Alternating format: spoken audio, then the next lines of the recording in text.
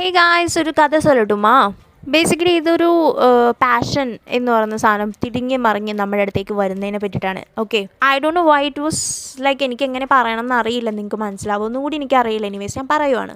Okay, നമ്മൾ പഠിച്ച്, അതായത് സ്കൂളിലൊക്കെ പോയി പഠിച്ച് ഒരു ജോബൊക്കെ ആയി ലൈക്ക് ഒരു പ്രൊഫഷനൊക്കെ ആയി കഴിയുമ്പോഴത്തേനും നമുക്കൊരു ഉള്ളിൽ നമുക്കൊരു പാഷൻ ഉണ്ടാവും. ആ പാഷനെ നമ്മൾ മനസ്സിലാക്കി നമ്മളുടെ പാഷനും പ്രൊഫഷനും തമ്മിൽ നല്ല എൻ്റയർലി ഡിഫറെൻ്റ് ആയിട്ട് എന്തെങ്കിലും തോന്നുന്നുണ്ടെങ്കിൽ എന്ത് ചെയ്യും? ലൈക്ക് എൻ്റെ ഒരു അഭിപ്രായത്തിൽ ഇത് പാഷൻ നമ്മൾ കൈവിടാതെ തന്നെ കൊണ്ടുപോകണം എന്നുള്ളതാണ്.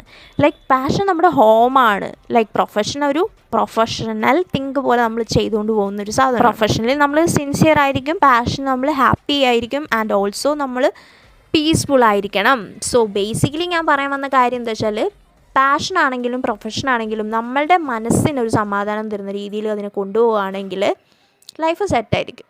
ഓക്കെ, അപ്പോൾ നിങ്ങൾക്ക് എന്ത് പാഷനാണെങ്കിലും അത് കൊണ്ടുപോകും. അപ്പോൾ ടാറ്റാ, ബൈ.